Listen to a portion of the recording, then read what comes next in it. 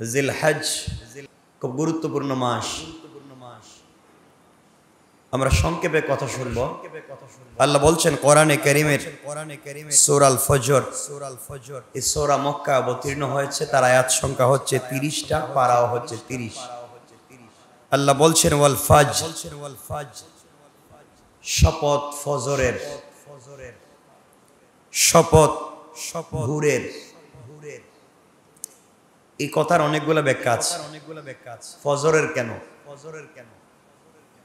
কারণ মানুষ যখন কষ্ট থাকে, মানুষ যখন কষ্টে থাকে, ব্যথা অনুভব করে, অন্ধকারাচ্ছন্ন সময় অতিবাহিত করে, তখন ফজরের আলোর আশা করে, প্রভাতের আশা করে, অন্ধকার দুর্বৃত করে সকাল শুরু হয় প্রভাতের মাধ্যমে।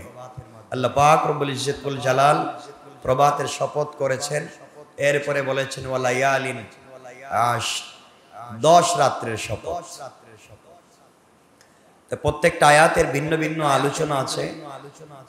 আল্লাহ 10টা রাত্রের কসম করলেন। মুফাসসিরিনে কেরাম এখানে এই 10 রাত্র বলতে এই যে আল্লাহ কসম করলেন, এটাকে জিলহজ, যে মাস চলছে আমাদের সামনে, এই মাসের এই প্রথম 10 রাত 10 দিনের কথা বলেছে। পৃথিবীতে আল্লাহর কাছে সব থেকে দামি যে সকাল,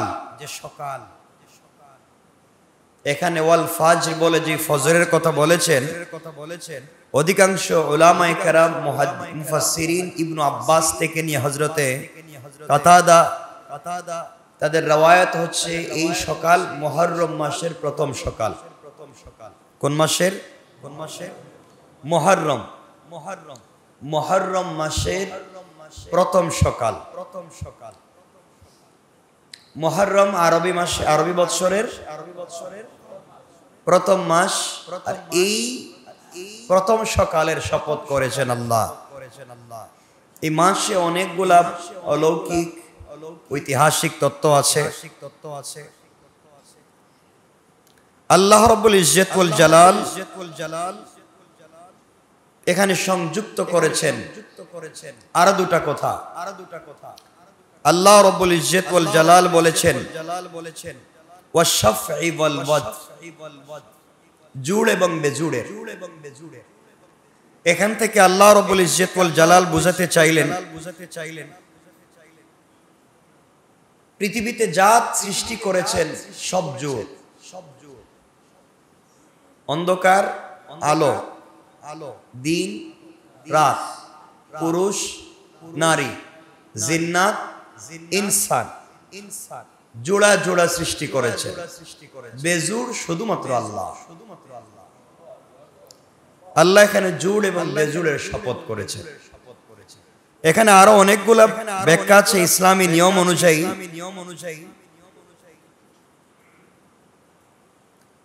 ইয়াউমুন নাহার অর্থাৎ কোরবানির দিন, এই দিনের কোনো রাত্র নাই। পৃথিবী মনে রাখবেন, একটা ইসলামিক শরীয়তের ইসলামী নিয়ম অনুযায়ী প্রত্যেকটা দিনের একটা রাত আছে, প্রত্যেকটা রাতের একটা দিন আছে। কিন্তু ইয়াউমুন নাহার, যেদিন কোরবানি হয়, ওই দিনের কোনো রাত নাই। এই দিনের কোনো রাত নাই। রাত তো আগে যায়, দিন পরে আসে, তাই তো? এজন্য আমরা আগে সেহরি খাই, এরপরে রোজা রাখি। কিন্তু ইয়াউমুন নাহার, যেদিন কোরবানি করি, এর আগের যে রাত্র, ওইটা কুরবানির ঈদের রাত্র না, এটা হচ্ছে আরাফার রাত। কেন বললাম এই রাত্রকে? কেউ যদি কোন হাজি ইয়াউমে আরাফা তথা 9ম তারিখে দিনের বেলায় আরাফায় পৌঁছতে না পারে, অর্থাৎ 9 তারিখে আরাফায় দিনের বেলা যদি পৌঁছতে না পারে, তবে সে রাত্রিতে সুবহে সাদিকের আগেও যদি আরাফায় পৌঁছে যায়, তাহলে তার হজ কবুল হয়ে যায় বা হজ হয়ে যায়। তাহলে বোঝা গেল এই রাত্রটা ইয়মে আরাফার সাথে সম্পৃক্ত। আরাফার দিনে না যেতে পারলে রাত্র গেলেও আরাফা হয়ে যায়। আল্লাহ রাব্বুল ইজ্জত ওয়াল জালাল এজন্য বুঝাতে চাইলেন, আমরা কথা সংক্ষেপ করার জন্য বলছি, ইয়মে আরাফা, আরাফার দিন বলতে যা আপনারা বুঝেন, এই পৃথিবীতে এই দিনের মতো দামি কোনো দিন নেই। সুবহানাল্লাহ বলেন। আরাফার দিনের মতো দামি কোন দিন আল্লাহ এই পৃথিবীতে সৃষ্টি করেন নাই। মনে রাখবেন জিলহজ মাসের এই 10 দিন পৃথিবীর সবথেকে দামি 10 দিন। এই যে 10 দিন গেল, 4 দিন চলে যাচ্ছে। জিলহজ মাসের এই 10 দিন পৃথিবীর সবথেকে দামি 10 দিন। এই 10 দিন গোলাম যা বলবে আল্লাহ তা কবুল করে। আর এই জিলহজ মাসের এই 10 দিনের প্রত্যেকটা রাত্রির ইবাদত সবে কদরের ইবাদতের সমতুল্য। আমরা তো বুঝি না। এর একটা দিনের রোজা এক বৎসরের রোজার সমান। আরাফার দিনে যদি কেউ রোজা রাখে তাহলে তার পিছনের 1 বৎসর এবং আগামী 1 বৎসরের গুনাহ মাফ। এই দিনগুলোর অনেক দাম। 4 দিন চলে যাচ্ছে, আর মাত্র কয়েকটা দিন আছে। আমি আপনাদেরকে বলবো যে আপনাদের সুযোগ থাকলে আজকে তো আর পারবেন না, আগামী কালকে থেকে রোজা রাখেন। 1 তারিখ থেকে যারা পারেন নাই আগামী কালকে থেকে রোজা রাখেন। আল্লাহর কাছে আল্লাহ বুঝাতে চাইলেন, পৃথিবীর 12টা মাসের মধ্যে আমি 10টা দিন দিয়েছি, যেই দিনগুলাতে আমি অপেক্ষা করি বান্দাকে মাফ করে দেওয়ার জন্য। আল্লাহ অপেক্ষা করেন তার বান্দাকে ক্ষমার জন্য। আর আরাফার দিন এত দামি, এই দিনে হাজি যারা তারা আরাফায় অবস্থান করেন। কোথায়? আরাফায় অবস্থান করেন। আল্লাহ বলছেন ওই হাজি যারা আরাফায় থাকে, ও চুরও যদি হয়, বদমাইশও যদি হয়, আর আরাফায় আমার নিয়ম অনুযায়ী যদি থাকে, হাত উঠাবার আগে তার দিলের সব দোয়া কবুল। এজন্য রাসূল পাক সাল্লাল্লাহু আলাইহি ওয়াসাল্লাম বলেছেন, যারা ওই দিন আরাফায় যেতে পারো নাই, হাজি তো আরাফায় আছে, তার সব দোয়া কবুল। ওই দিন আমরা যেন রোজা রাখি, আল্লাহ হাজিদেরকে আরাফায় রেখে যে সওয়াব দিবেন, আমরা ওই দিন রোজা রেখে এই সওয়াব পাবো। এখন আপনারা বলেন, আপনারা যেদিন আরাফা পালন করেন, এদিন হাজি সাহেবেরা কোথায়? কথা বললেন না? না, যেই দিন হাজি সাহেবেরা বা আমরা যেই দিন হাজি সাহেবেরা যেই দিন আরাফায় থাকে, আমরা ওই দিন বুঝি না। আমার ভাই এসেছেন, আমরা দোয়া করি আল্লাহ পাক যেন ভালো রাখেন, সুস্থ রাখেন। কথা বলবেন, আমরা শুনবো। আমরা সংক্ষেপ কিছু কথা শুনি। তাহলে আল্লাহ পাক রব্বুল ইজ্জত ওয়াল জালাল বলেছেন পৃথিবীর সবথেকে দামি দিন কয়টা? সবাই বলেন না, কয়টা? 10টা। এই 10 দিন কোন 10 দিন? জিলহজ মাসের 10 দিন। মনে রাখবেন, জিলহজ মাসের 10 দিন আল্লাহর কাছে জিলহজ মাসের প্রথম 10 দিন একটা দিন আল্লাহর কাছে 1 বৎসরের ইবাদতের সমান। আর জিলহজ মাসের একটা রাত্র আল্লাহর কাছে লাইলাতুল কদরের রাত্রের ইবাদতের সমতুল্য। জিলহজ মাসের প্রথম 10 দিনের একদিন যদি কেউ ইবাদত করে, একদিন যদি কেউ রোজা রাখে, তাহলে 1 বছর রোজা রাখবার মতো সওয়াব পেয়ে যায়। আর আরাফার দিনে যদি কেউ রোজা রাখে তার 1 বছরের পিছনের জিন্দেগির গুনাহ মাফ, ভবিষ্যতের 1 বছরের জিন্দেগির গুনাহ মাফ। আরাফার দিন। এখন কথা হলো আরাফার দিন কোন দিন? আরাফার দিন যেদিন হাজি আরাফায় থাকে ওই দিন হচ্ছে আরাফার দিন। আল্লাহ রাব্বুল ইজ্জত ওয়াল জালাল বলেন, আরাফায় যখন হাজিরা উপস্থিত হয়ে যায় তখন তাদের মাথা খালি বসে আছে, কোথাও রোদ কোথাও বৃষ্টি। যখন তারা উপর দিকে হাত উঠায়, তারা বাড়ি থেকে বের হয়ে আসার সময় যতগুলা নিয়ত করে এসেছে, হাত উঠাবার আগে আগে আমি আল্লাহ তাদের সবগুলা দোয়াকে কবুল করে নিই। আরাফার দিন। এখন আরাফার দিনে আল্লাহ সব দোয়া কবুল করেন। তাহলে বলেন আপনারা আরাফার দিন কোন দিন? আপনারা বলছেন না। আরাফার দিন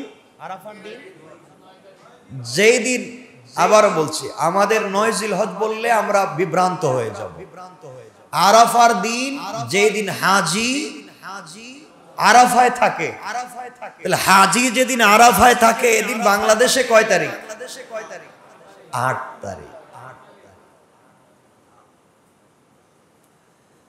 ভৌগোলিক সীমারেখার কারণে হাজি সাহেবেরা যেদিন আরাফায় থাকে ওই দিন রাসূল বলেছেন রোজা রাখলে 2 বছরের গুনাহ মাফ।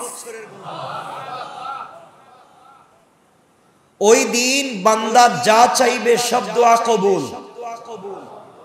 তাহলে ওই দিন আরাফার দিন যেদিন আরাফায় থাকে হাজি, তাহলে আমরা ওই দিন থাকি 8 তারিখে।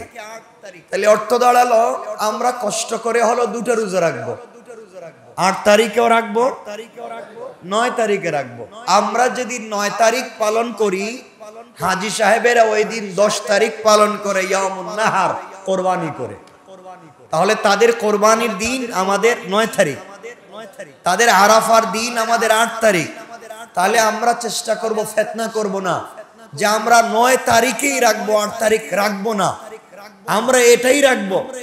এমন মারামারিতে আমরা যাব না, 8 তারিখেই করব। যেদিন হাজি আরাফায় আছে ওই দিনই রাখবো, আর দিন রাখবো না, এটাও করব না। আমরা 2টা রোজা রাখবো, 8 ও 9। তাহলে বাংলাদেশের হিসাবেও আরাফা পাবো, হাজি সাহেবদের হিসাবেও আরাফা পাবো। তাহলে যেদিনই আরাফা হোক, একদিকে আমরা 2 বছরের গুনাহ মাফ করাতে পারবো, আর 2টা রোজা রাখবার কারণে 2 বছরের সওয়াব আমরা পেয়ে যাব। পারবো তো ইনশাআল্লাহ? ইনশাআল্লাহ। এই জন্য মনে রাখবেন এই দিনের অনেক দাম। আমরা এই দিন বেশি বেশি করে জিলহজ মাসের এই 10 দিনের মধ্যে 4 দিন চলে যাচ্ছে, কয়েকটা দিন বাকি আছে। প্রত্যেকটা দিন প্রত্যেকটা রাতের কদর করব ইনশাআল্লাহ। সবাই বলেন না ইনশাআল্লাহ। এই 10 দিন আল্লাহ রাব্বুল ইজ্জত ওয়াল জালাল তার বান্দাকে ক্ষমা করে দিতে চান, অর্থাৎ আল্লাহ ক্ষমা করে দেওয়ার জন্য অপেক্ষা করেন বান্দা কখন তার কাছে চাইবে তিনি ক্ষমা করে দিবেন। এজন্য আল্লাহর ওয়াস্তে দুহাত জোড় করে পায়ে ধরে বলছি, আল্লাহর ওয়াস্তে এই 10টা দিন কমপক্ষে মিথ্যা কথা বলবো না ইনশাআল্লাহ। আমানতের খেয়ানত করব না, গীবত শিকায়ত করব না, চুগলখুরি করব না, বদনাম করব না, সমালোচনা করব না, আমরা মানুষের পিছনে পড়ে থাকব না। এই 10 দিন নিজের জন্য ইবাদত করব, মৃত মা বাবার জন্য আল্লাহর কাছে চাইব। আল্লাহ বলছেন কোন বান্দার বান্দি যদি তার মৃত কোন মা বাপ সন্তানের জন্য এই 10 দিন 10 রাত্রের কোন একটা সময় কায়মন বাক্যে চুকের পানি ছেড়ে দিয়া আমি আল্লাহর কাছে হাত উঠাইয়া ক্ষমা চায়, তওবা করে, তাহলে জিন্দা মানুষের তওবাকে কবুল করে তার মুর্দা মানুষকে আজীবনের জন্য মাফ করে দেন। এই সুযোগটুকুন তো আমাদের কাছে আছে, আমরা এটাকে কাজে লাগাবো ইনশাআল্লাহ। এই 10 দিনের কিছু নির্ধারিত ইবাদত আছে। এই 10 দিন আফসোস হয়, এই 10 দিন রাসূল সাল্লাল্লাহু আলাইহি ওয়াসাল্লাম বলেছেন আল্লাহ পাক যত আদম থেকে ঈসা পর্যন্ত যত উম্মত দিয়েছেন, সকল উম্মতকে 100 বছর, 800, 1000, 2000 বছর হায়াত দিয়েছেন। তারা লম্বা হায়াত পেয়ে লম্বা ইবাদত করেছে। আমার উম্মতকে কম হায়াত দিয়েছেন, ইবাদতের সময় পাচ্ছে কম। আল্লাহ রাব্বুল ইজ্জত ওয়াল জালাল রাসূল পাককে বলে দিলেন, ইয়া রাসূলুল্লাহি, আপনার উম্মত ইবাদতের সময় পাচ্ছে কম ঠিকই, কিন্তু তাদের এক দিনের ইবাদত ওই আগেকার উম্মতের 1 বছরের ইবাদত 1000 বছরের ইবাদতের সমান হয়ে যায়। আর এই সুযোগ হচ্ছে জিলহজ। এই সুযোগ জিলহজ। কেন বললাম জিলহজ? এমন একটা মাস, জিলহজ্জের এই মাস এমন একটা মাস যেই মাসে ইসলামের সবগুলা বিধান কায়েম হয়। শরিয়তের মৌলিক যত বিধান আছে সবগুলা বিধান এই 10 দিনে কায়েম করা যায়। শরিয়তের মৌলিক বিধান হচ্ছে মুসলমান হওয়া, তাওহীদ ওয়ালা হওয়া। আপনারা বলেন তো আমরা মুসলিম কিনা, কালিমা ওয়ালা কিনা? তাইলে আমরা কালিমা ওয়ালা। তাইলে কালিমা, নামাজ, রোজা, হজ, যাকাত, ইসলামের স্তম্ভ কয়টা? কি কি? কালিমা, নামাজ, রোজা, হজ, যাকাত। মাথায় রাখবেন 5টা। এই 5টা ইসলামের মৌলিক স্তম্ভকে আল্লাহ 10 দিনের ভিতরে সন্নিবেশিত করেছেন। এই 10 দিন আমরা যারা নামাজ পড়বো আমরা অবশ্যই ইমানদার, কালিমাওয়ালা, নাকি? কালিমা। তাহলে এই 10 দিন আমাদের কালিমা আছে। কালিমা, কালিমার সাথে সাথে কালিমার পরে নামাজ। আমরা এই 10 দিন নামাজ পড়বো কি পড়বো না? পড়বো। কালিমা, নামাজ, এরপরে রোজা। এই 10 দিন রোজা রাখার কথা আছে না নাই? 10 দিন না পারলে কমপক্ষে আরাফার দিনে রোজা রাখবার কথা আছে না নাই? আছে। কালিমা, নামাজ, রোজা, কয়টা পাইলাম? 3টা। এই 10 দিনের ভিতরে হজ আছে না নাই? আছে। তাহলে কালিমা, নামাজ, রোজা, হজ, বাকি আছে কয়টা? একটা। আল্লাহ রাসূল বলেছেন তোমরা এই 10 দিন বেশি বেশি করে দান করো। 1 দিন দান করলে 1 বছরের সওয়াব। আর যদি তোমরা এই 10 দিনের ভিতরে যাকাত দিতে পারো, তোমাদের যদি যাকাত থেকে থাকে, এই 10 দিনের ভিতরে যদি যাকাত আদায় করতে পারো, তাহলে 1000 বছরের সওয়াব আল্লাহ দিয়ে দিবেন। তাহলে চাইলে আপনি যাকাতও দিতে পারবেন। এখন আমরা যাকাত দিতে পারলাম না, তাহলে আমরা কি দিব 10 দিনের ভিতরে? কোরবানি। কারণ যাদের উপরে যাকাত ফরজ তারা যদি আগে যাকাত আদায় করে থাকে, তাহলে এই 10 দিনের একদিন করবে কোরবানি। তাইলে কালিমাও আছে, নামাজও আছে, রোজাও আছে, হজও আছে, যাকাতও আছে, কোরবানিও আছে। আর কি কি আছে দেখেন। এগুলা হলো মৌলিক। রাসূল সাল্লাল্লাহু আলাইহি ওয়াসাল্লাম বলেছেন এই 10 দিন যখন শুরু হয়ে যায়, 10 দিন শুরু হওয়ার সাথে সাথে তোমরা নখ এবং চুল কাটা বন্ধ করো, হাত পায়ের নখ কাটা বন্ধ করে দাও, শরীরের অপ্রয়োজনীয় পশম কাটা বন্ধ করে দাও। তাহলে কেন? আল্লাহর রাসূল সাল্লাল্লাহু আলাইহি ওয়াসাল্লাম বলছেন হাজী সাহেবেরা হজ্জে গিয়া যেই সওয়াব পাবে, কোরবানির দিনে কোরবানি করে চুল কেটে যেই সওয়াব পাবে, যারা দেশে থেকে নখ এবং চুল না কেটে কোরবানি করে এরপরে কাটতে গেল, আল্লাহ বলছেন তাদেরকেও হাজী সাহেবদের মতো সওয়াব দিয়ে দিবেন। তাহলে আমরা একটা সওয়াব পাইলাম। 2 নাম্বার, জিলহজের 10 দিনের 9 দিন রোজা রাখবো। যদি 9 দিন না রাখতে পারি তাইলে কমপক্ষে আরাফার দিনে রাখবো ইনশাআল্লাহ। 3 নাম্বার, এই 10 দিন বেশি বেশি করে জিকির করব। কি করব? সবাই বলেন না, জিকির। সবাই বলেন জিকিরটা কি?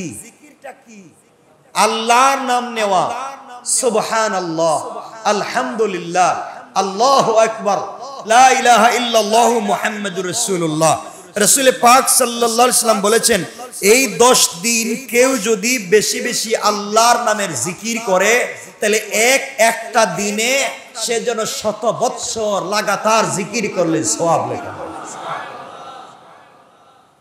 4 নাম্বার, বেশি বেশি করে তাকবীর পাঠ করা। আল্লাহু আকবার, আল্লাহু আকবার, লা ইলাহা ইল্লাল্লাহু, আল্লাহু আকবার, আল্লাহু আকবার, ওয়ালিল্লাহিল হামদ। এই তাকবীর কোন দিন থেকে দিবেন?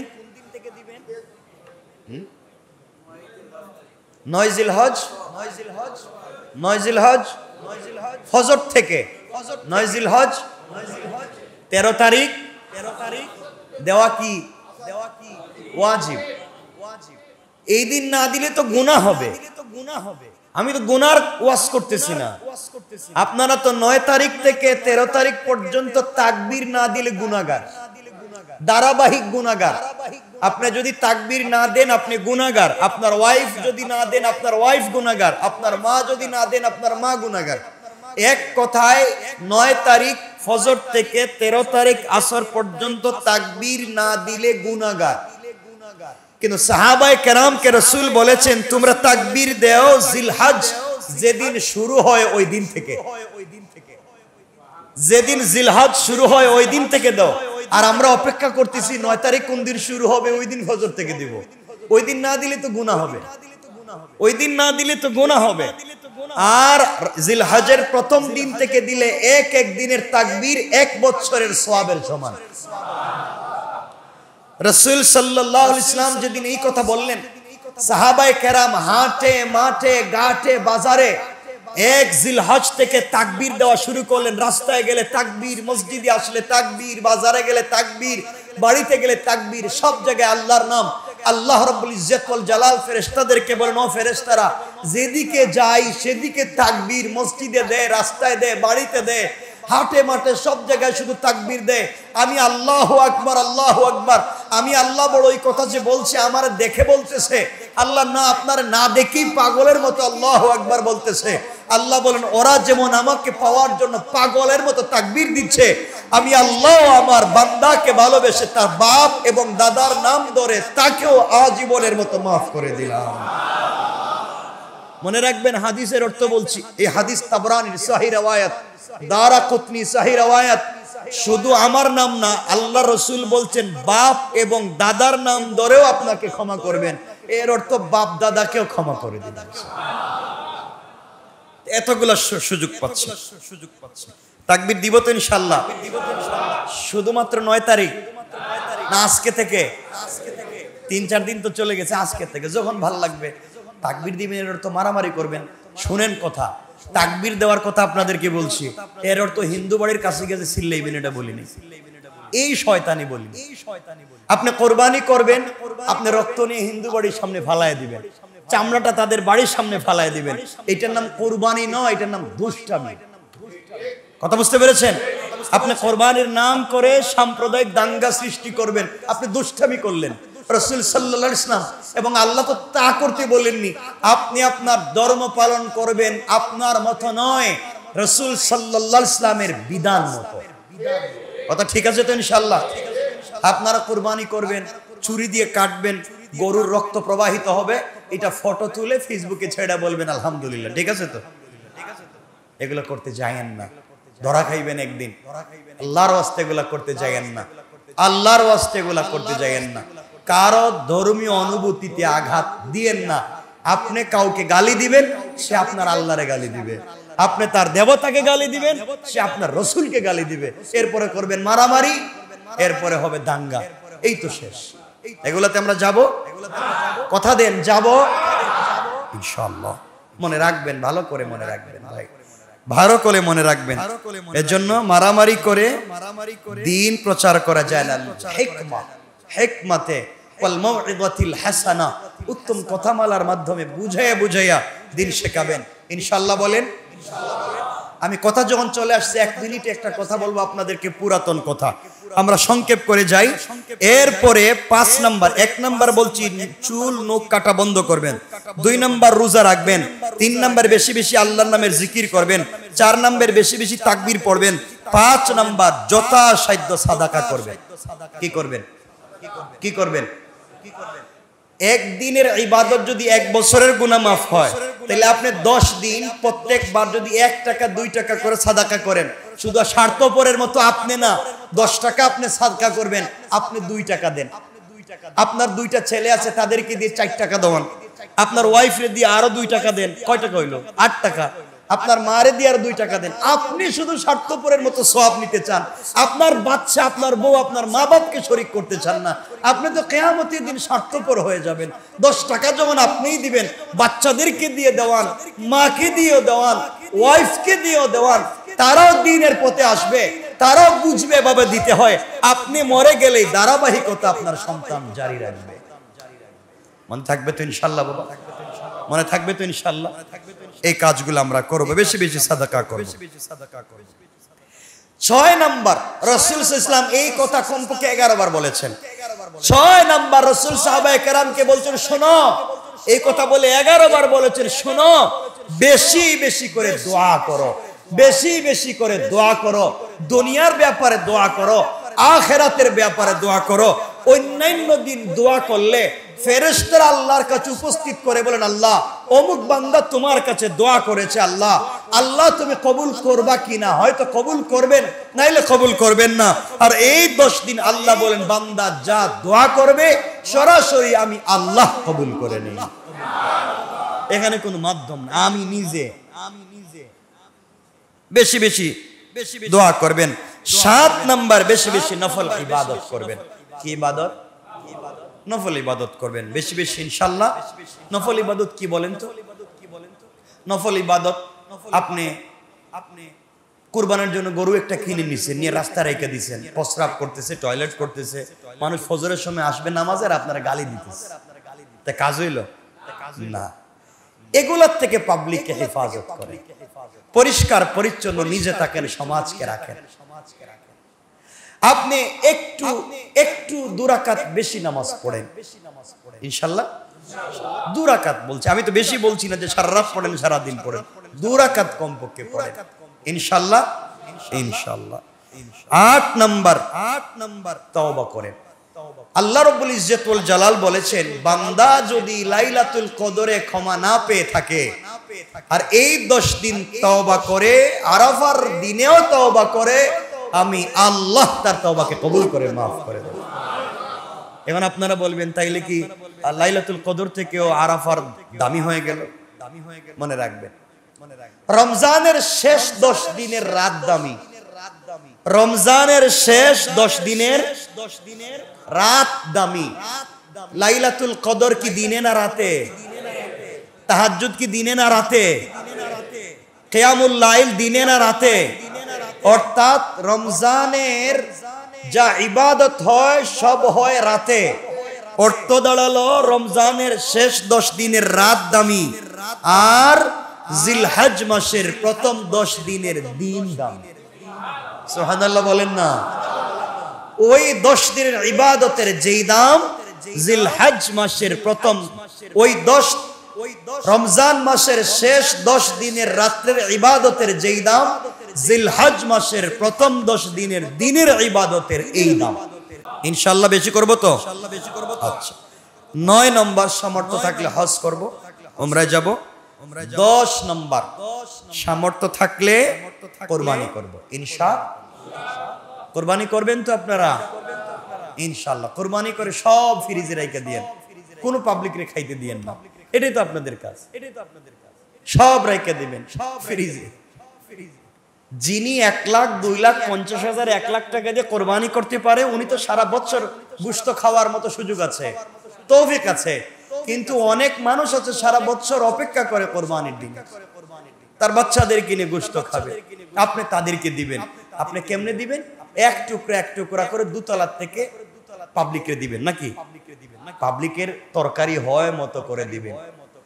আপনি 10 জনরে দেন, 1 কেজি করে 10 কেজি দিয়ে দেন। আপনি 20 জনরে দেন, 1 কেজি করে 20 কেজি দিয়ে দেন, তার হয় মতো দেন। ঠিক আছে তো ইনশাআল্লাহ? এখন কোরবানি করবেন, আমরা তো দেখছি কোরবানিতে অনেকে কোরবানির আগে ওই যে যারা জবাই করে গরু, তাদের কাছে গরু চামড়া বিক্রি করে দেয়। বাবা তুমি আমার গরুটা জবাই করবা, তুমি বিনিময়ে চামড়া নিয়ে নিও, ঠিক আছে না? হারাম। কোরবানি হবে না, কোরবানির কোনো জিনিস বিক্রি করা হারাম। কোরবানি হবে আল্লাহর জন্য। আপনি কোরবানির আগেই বিক্রি করে দিয়েছেন, এটা হালাল না হারাম? হ্যাঁ, কোরবানি হওয়ার পরে যদি আপনি কোরবানির চামড়া বিক্রি করে এই পয়সা গরিবকে দান করে দেন, এটা জায়েজ। এটা কি জায়েজ, দান করে দিবেন। কিন্তু আপনি একজন আপনার গরু কাটলো, বাটলো, বানাইলো, এই জন্য আপনি তার চামড়া দিয়ে দিলেন, হারাম। বিনিময় হবে না, কোরবানির কোন জিনিসের বিনিময় হবে না। কোরবানির কোন জিনিসের বিনিময় হবে, মনে থাকবে তো ইনশাআল্লাহ?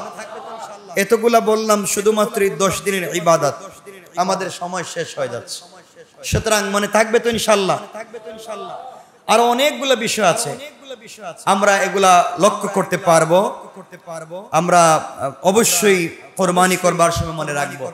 আমরা আমাকে আজকেও তো অনেকগুলো প্রশ্ন আছে, আমরা লম্বা করব না। আর অনেকেই প্রশ্ন করেছেন যে আমরা হুজুর যে কোরবানি করব, কেউ কেউ বলেছেন যে আমি গত জুমায় বলেছি, আজকে অনেকে লিখে দিয়েছেন, এই যে আমার কাছে কাগজ অনেকগুলা পাঠিয়ে দিয়েছেন, যে আমরা যে কোরবানি করব, কোরবানি কি এই খাসিতে কোরবানি হবে কিনা। এই যে কতগুলা প্রশ্ন, আমি সবগুলা প্রশ্নের উত্তর দিতে পারবো না, অনেকগুলা।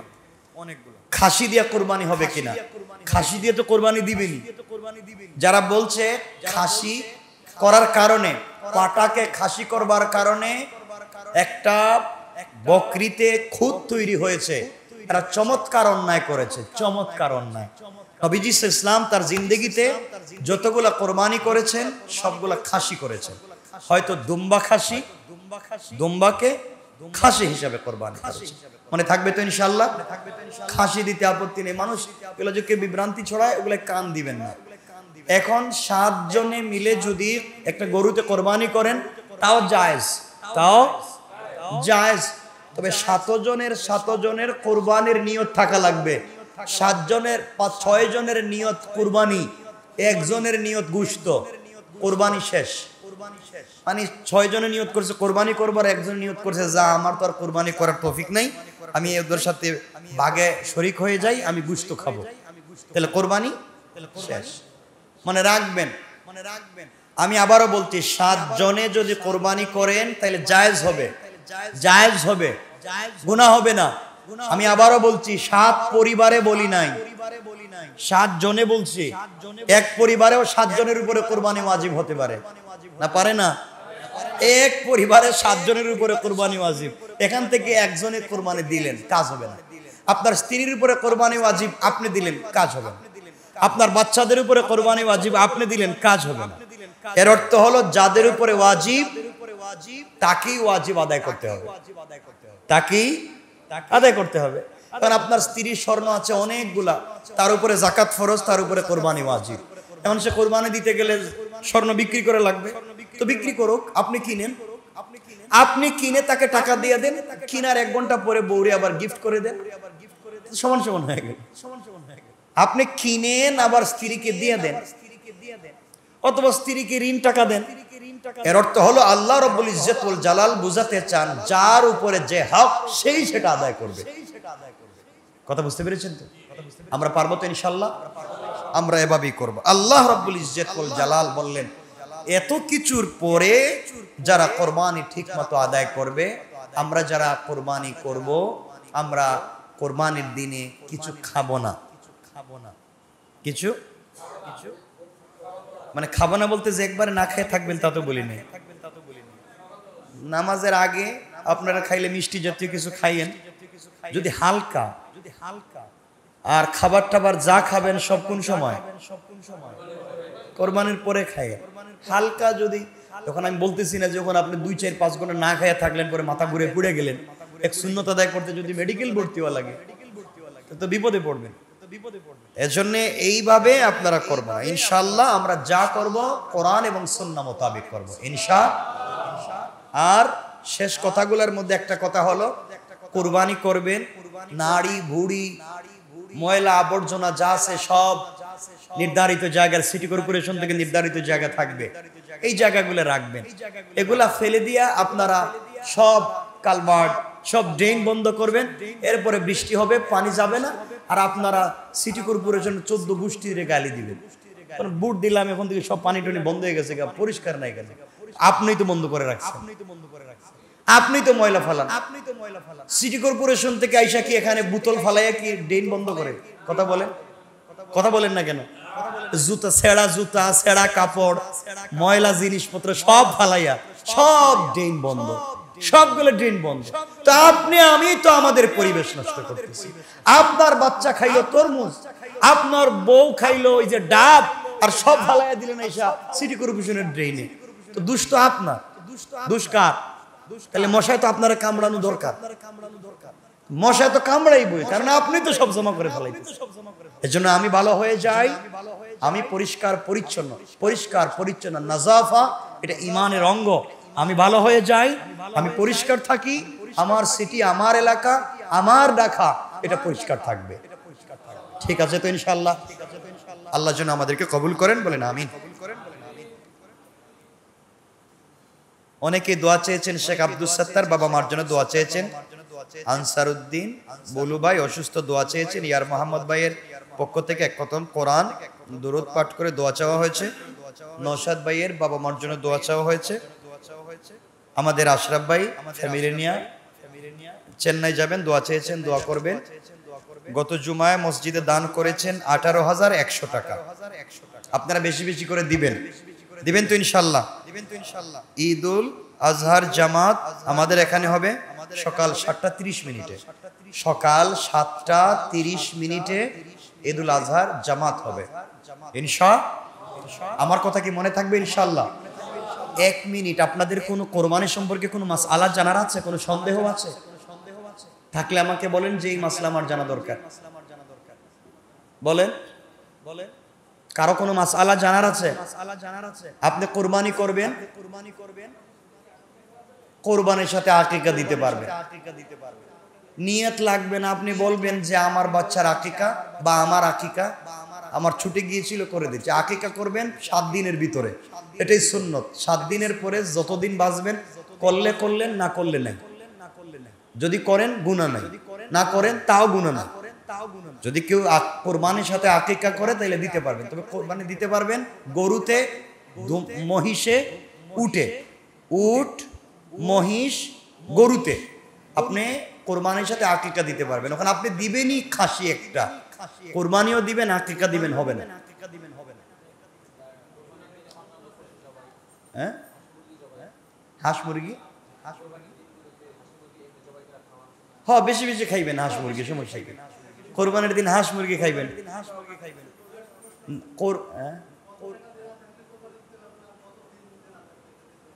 কত টাকা দেনা থাকলে কিছু নাই, আপনার কাছে যদি জাকাত পরিমাণ সম্পদ থাকে, জাকাত পরিমাণ বুঝছেন 52.5 বড়ি রৌপ্য সম পরিমাণ সম্পদ যদি আপনার থাকে, সব হিসাব নিকাশের পরে জমা, এই পরিমাণ টাকা আপনার কাছে আছে, আপনার উপরে জাকাত ফরজ, আপনার উপরে কুরবানি ওয়াজিব। 7.5 বড়ি স্বর্ণ বলি নাই, কারণ 7.5 বড়ি স্বর্ণের বহুত দাম, বহুত দাম। জিন্দেগিতে কারো উপরে জাকাত ফরজ হইতো না। এটা যদি হিসাব আমার করে আপনারা তো বাইচে যাবেন সব। আগে কম ছিল স্বর্ণের দাম, 52.5 বড়ি রূপা, আর স্বর্ণ যদি 1-2 বড়ি থাকে এটাকে রূপার দামে নিবেন, এরপর আল্লাহরে দেন। আল্লাহরে দেওয়ার সময় তো হিসাব কেন? আমি বুঝতে পারলাম না। আপনার মেয়ের বিয়ের সময় 50 লাখ টাকা খরচ করবেন, ছেলেরে জার্মান পাঠাইবেন, সুইজারল্যান্ডে পাঠাইবেন, 30 লাখ খরচ করবেন, আর আল্লাহরে দেওয়ার সময় ছেঁড়া টাকা, ভাঙ্গা পয়সা, ফাড়া কাপড় এগুলা দিতেছেন। এইগুলা কেন হয়েছে? আল্লাহকে দেওয়ার সময় সব ফকির হয়ে যান কেন? এগুলা করবেন না। ঈদের দিনে ওগুলা নিষেধ, আসলে আমরা জানি, ওই শুনছি এতটুকু, ওই যে বাপদাদার ফতোয়া থেকে শুনছি এতটুকু। আপনি কোরবানির দিনে কুরবানি মনে করে আপনি হাঁস জবাই করবেন না, যে সবাই গরু দিতেছে আর আমি আল্লাহু আকবার একটা হাঁস কুরবানি করলাম, এইটা মারাত্মক অন্যায়। হ্যাঁ খাওয়া যাবে, 100 বার খাওয়া যাবে। যত জিনিস আল্লাহ হালাল করেছেন কোরবানির দিনে সব হালাল। জি বাবা, প্রশ্ন বলেন। 3 জন শরীক,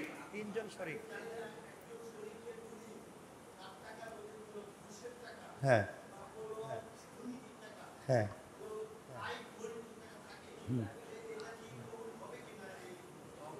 আপনি এটা চিন্তা করেই ওরে শরীক নেওয়া দরকার ছিল। আর এটা যদি সন্দেহ থাকে একা একা একটা খাসি দিয়ে দিবেন, গরু দেওয়ার দরকার নেই। এরপরেও আপনার কোরবানিটা যেন সহি হয় বাবা, কোনোভাবেই যেন সন্দেহ ঢুকে কোরবানিটা নষ্ট না হয়।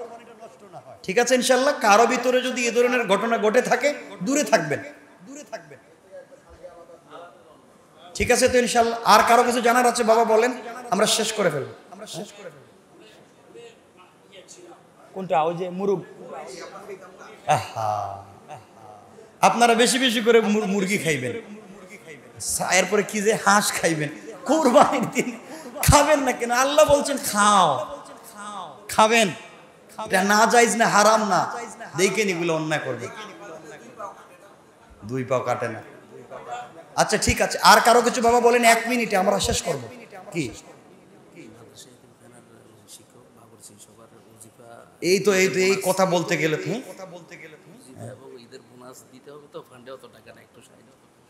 এই তো আপনারা এগুলো বলে তো বিপদে ফেলাই দিবেন।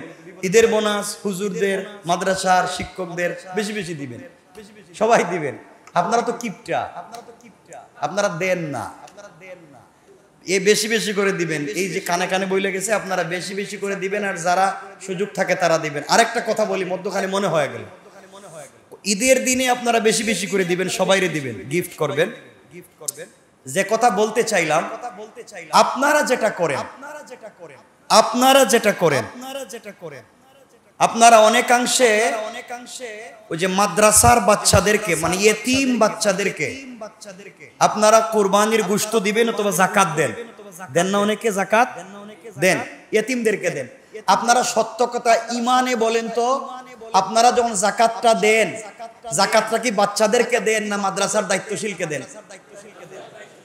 কেন? যাকাত যে মালিক সে পাবে, যে মালিক তার হাতে দিবেন। আপনি সব আরেকজনের হাতে দিলেন কেন? আপনি যারে দিবেন হে যদি না দেয়, সব টাকা দিয়ে যদি নিজে বিল্ডিং করে, হ্যাঁ কালেকশন। এই জন্য আপনাকে যদি কেউ নিতে চায় দিতে হয়, তার মাদ্রাসায় যদি 10 জন ইয়েতিম থাকে 10 জনের নাম লিখে দিবে, 10 জনের ঠিকানা লিখে দিবে। আপনি 10 জনকে মালিক বানাইয়া হিসাব করে দিয়ে দিবেন এবং বলে দিবেন আমি এটাই 10 জনকে দিলাম, এই 10 জনকে এত করে দিলাম। আপনার দায়িত্বটুকুন শেষ। আর আপনি যদি আমার মতো সুস্থ সবল থাকেন, তাহলে 2 পাও হাইটা 10 টাকা গাড়ি ভাড়া দিয়া আপনি নিজেকে দিয়ে আসবেন হাতে হাতে। ঠিক আছে তো ইনশাল্লাহ। এরপর আপনার পকেটের টাকা ভুল পথে যেন না যায়, আপনার পকেটের টাকা দিয়ে যেন আরেকজন দামি গাড়ি না চড়ে, আপনার টাকা যেন জায়গা মতো পৌঁছে। দায়িত্ব আপনার। কিয়ামতের দিন আল্লাহ বলবেন সব দায়িত্ব নিছো নিজের মতো করে, আর আমাকে দেওয়ার সময় বুঝি সময় পাও না।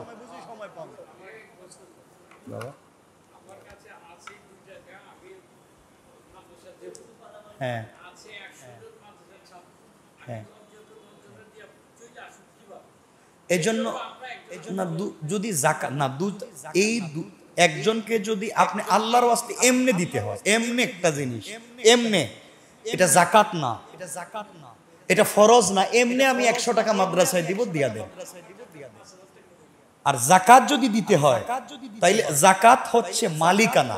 মনে রাখবেন, যাকাত মালিকানা। আল্লাহ বলছেন আমি 10 জন গরিবের দায়িত্ব একজনের কাছে দিয়েছি, তোমাকে আমি টাকা দিয়েছি, 10 জনের দায়িত্ব তোমার কাছে। তুমি এই টাকাটা আমার 10 জন গরিবের কাছে পৌঁছে দাও। কথা বুঝতে পারছেন তো? দায়িত্ব নিয়ে পৌঁছে দিব, নাহলে আমার বাড়িতে ডাইকা তাদের হাতে পৌঁছে দিব। আল্লাহ বলছেন তোমরা মালিকদেরকে নিজের হাতে তার দায়িত্ব অধিকার পৌঁছে দাও। এটা নিয়ম, এটাই ইসলাম। আল্লাহ যেন আমাদেরকে কবুল করেন। কি বলবেন?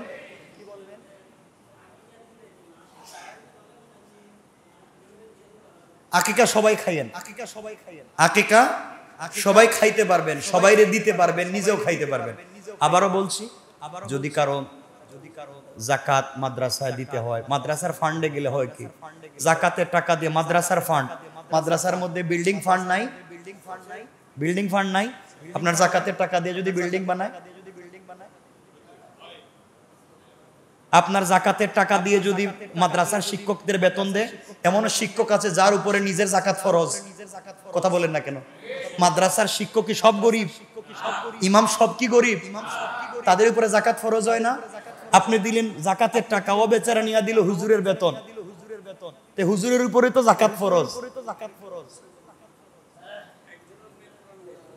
হ্যাঁ,